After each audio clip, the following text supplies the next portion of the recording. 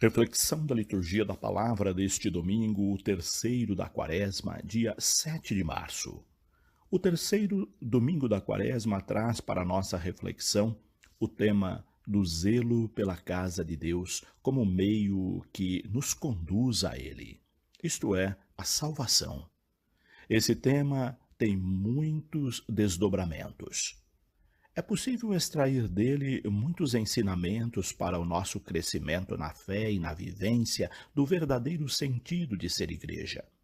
Diante desse tema medular do Evangelho de hoje, cabe nos perguntar: em que consiste esse zelo pela casa de Deus? Zelo significa, entre outras coisas, cuidado, atenção, vigilância, temas que são sinônimos e que estão presentes nesse tempo litúrgico da Quaresma, quando estamos nos preparando para a Páscoa. Assim sendo, não podemos perder de vista esse fio condutor da nossa reflexão ou chave de leitura. Jesus diz: "O zelo pela tua casa me consome." Jesus se deixa consumir pelo zelo da casa de Deus e nos ensina a fazer o mesmo. Todo cristão deve se consumir pelo zelo da casa de Deus, e zelar pela casa de Deus é zelar por aquilo que pertence a Deus. E o que pertence a Deus?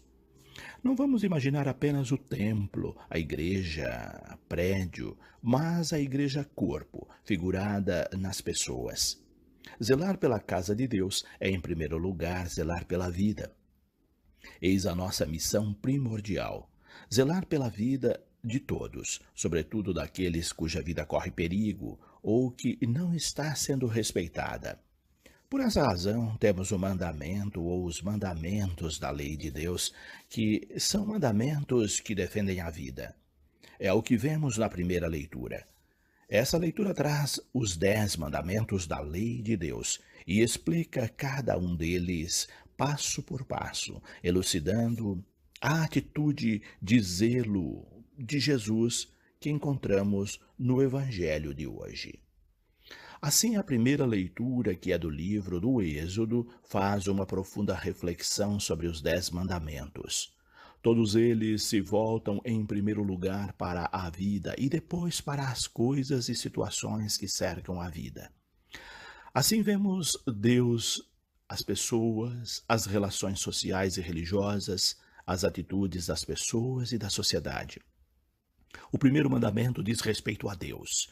Ele deve estar em primeiro lugar em nossa vida. Quem coloca outras coisas ou pessoas no lugar de Deus em sua vida, desrespeita não apenas a Deus, mas ao próximo, pois quem não tem Deus e não o respeita, dificilmente respeitará seus semelhantes. Por essa razão, esse é o primeiro mandamento: amar a Deus sobre todas as coisas. Tudo o que temos vem de Deus, e devemos amá-lo e honrá-lo em primeiro lugar. Sem Deus, não somos nada e nada podemos. Acho significativa a expressão comumente usada pelo nosso povo diante de algum projeto ou ação: se Deus quiser. Mostra a importância de Deus em nossa vida. Não basta querermos, é preciso que Deus também queira. Por isso, rezamos na oração do Pai Nosso: seja feita a tua vontade, assim na terra como no céu. Ou seja, é a vontade de Deus que deve ser feita e não a nossa vontade, pois a nossa vontade nem sempre coincide com a vontade de Deus.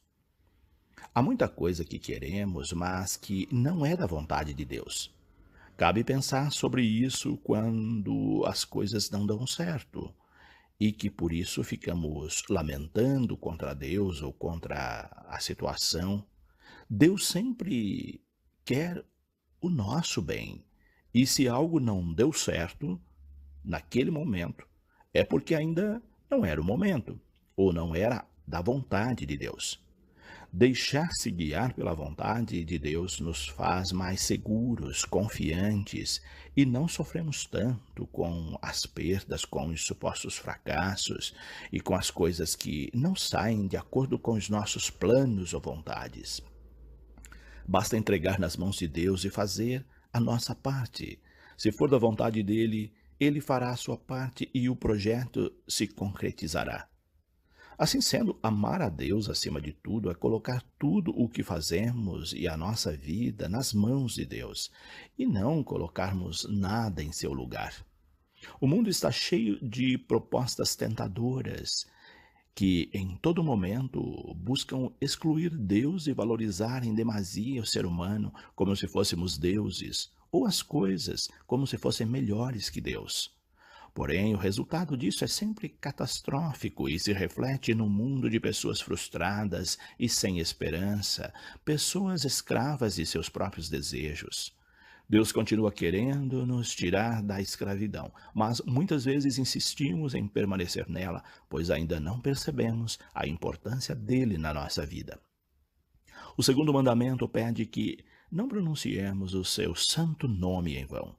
Há muitas maneiras de pronunciar o nome de Deus em vão, e uma delas é querer instrumentalizar Deus de acordo com as nossas vontades. Criamos muitas vezes um Deus à nossa imagem e semelhança e queremos que ele faça sempre a nossa vontade, mesmo que essa vontade seja absurda e injusta.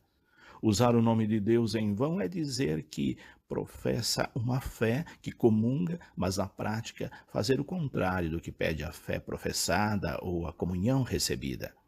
Nossas igrejas estão cheias de pessoas que tomam o santo nome de Deus em vão, pois se dizem religiosas, mas fazem mal aos seus semelhantes, são injustas ou omissas diante das necessidades de quem precisa.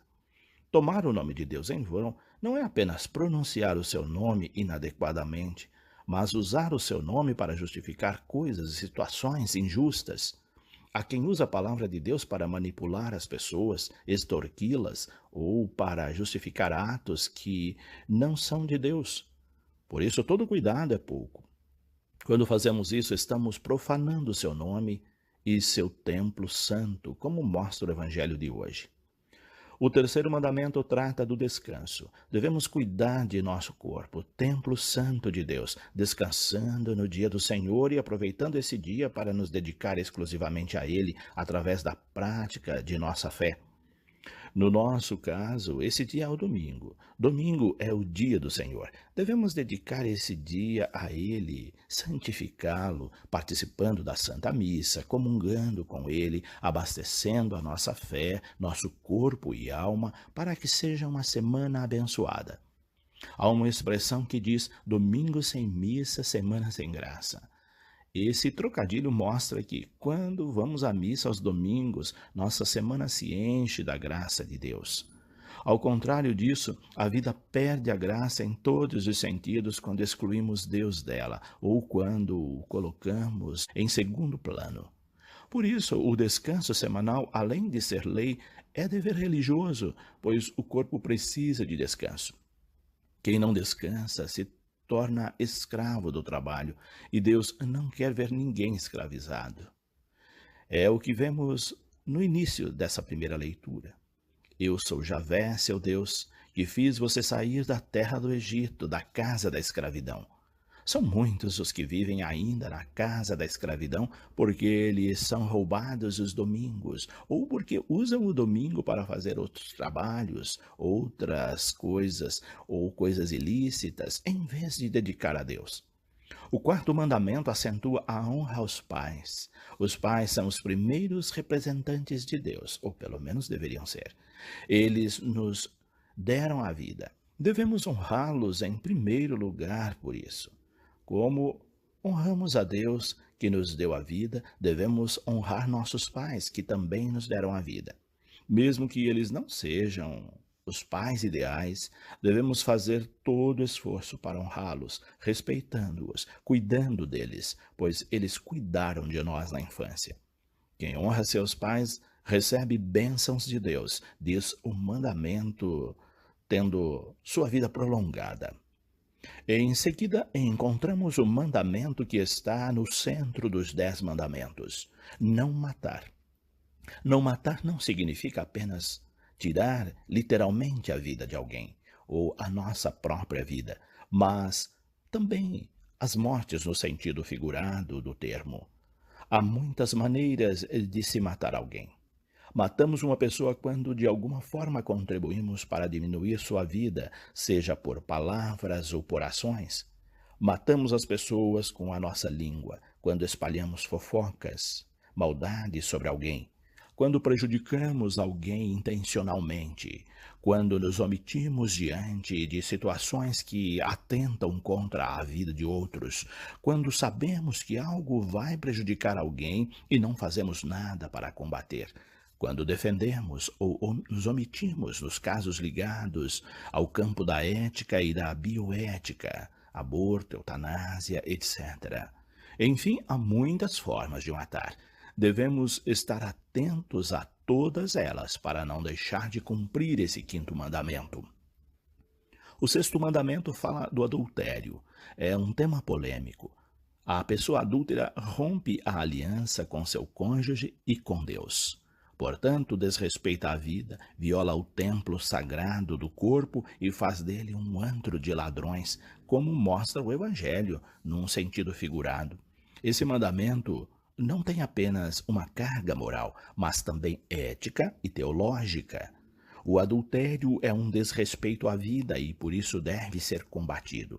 Isso em defesa da família, bem precioso que todos nós devemos preservar. O sétimo mandamento fala de não roubar.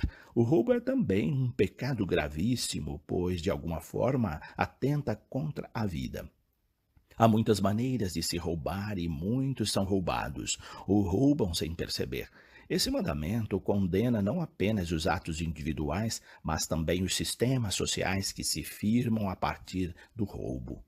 Basta olhar para o cenário político de nosso país que enxergamos um quadro dantesco de roubos, com consequências catastróficas para todos, sobretudo os mais fracos. Esse pecado agride profundamente a Deus, como Jesus se sentiu agredido no evangelho de hoje quando viu o templo transformado num covil de ladrões.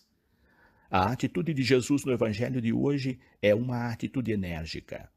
Essa deve ser a atitude de todo cristão diante do roubo e do desrespeito à vida.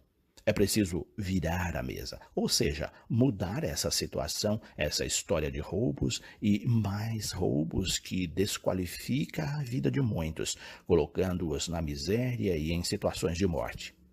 O oitavo mandamento fala do falso testemunho. O falso testemunho abarca uma série de situações, entre elas, quando falamos mal dos outros, quando nossos atos não correspondem ao que se espera de um cristão, quando compactuamos com sistemas ou pessoas opressoras, quando somos incoerentes, professando uma fé e agindo de modo contrário a ela. E por fim, o nono e décimo mandamento, que tratam de um tema similar. Eles condenam a cobiça, a inveja e de todas as formas.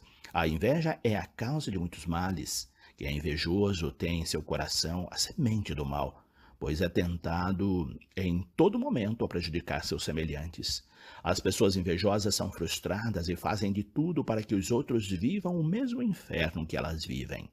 Elas estão também dentro de nossas comunidades eclesiais e, em nome de sua frustração, têm atitudes que prejudicam a outros. Essas são comumente pessoas rancorosas, insatisfeitas, maldosas. Elas cobiçam e, por não terem o que cobiçam, fazem de tudo para atrapalhar aquele que é alvo de sua cobiça. Assim, temos hoje os mandamentos como referência fundamental para a nossa prática cristã e vivência de nossa fé rumo à Páscoa do Senhor. Esses mandamentos norteiam as demais leituras deste domingo. A segunda leitura da primeira carta de São Paulo aos Coríntios traz um tema estritamente passiológico, isto é, ligado à paixão de Cristo. Viver a fé cristã é pregar Cristo crucificado. Pregar Cristo crucificado é pregar um Cristo comprometido com a vida até as últimas consequências e não apenas um Cristo doce e fácil de ser seguido. Comprometer-se com esse Cristo é comprometer-se com a vida de todos que sofrem e, por isso, combater qualquer forma de injustiça, sobretudo aquelas que atentam diretamente contra a vida. A cruz de Cristo é o sinal mais contundente desse comprometimento. Quem quer ser cristão, mas ignora a cruz de Cristo, não pode dizer que é cristão. Quem se diz cristão, mas crucifica seus irmãos por atos e palavras ou por omissões, deveria ter vergonha de dizer que é cristão. É escandaloso ser cristão e não se comprometer com os crucificados de hoje. Foi preciso o escândalo da cruz para que os escândalos do mundo fossem combatidos. Eis o compromisso dessa segunda leitura de hoje. Por fim, o Evangelho sintetiza tudo o que vimos acima, apresentando um Jesus que se choca com as atitudes das pessoas que se dizem religiosas, mas que tinham práticas que contradiziam a religião. Pessoas que usavam a própria religião e os espaços sagrados para explorar os outros. A atitude de Jesus é uma atitude de profundo zelo à casa de Deus. Ele nos ensina com esse gesto a zelar pela casa de Deus e por todos os que representam seu templo santo, isto é, as pessoas, a vida, a obra da criação. Tudo o que é de Deus merece o nosso respeito, e quem não respeita as coisas de Deus e as pessoas também não merece respeito.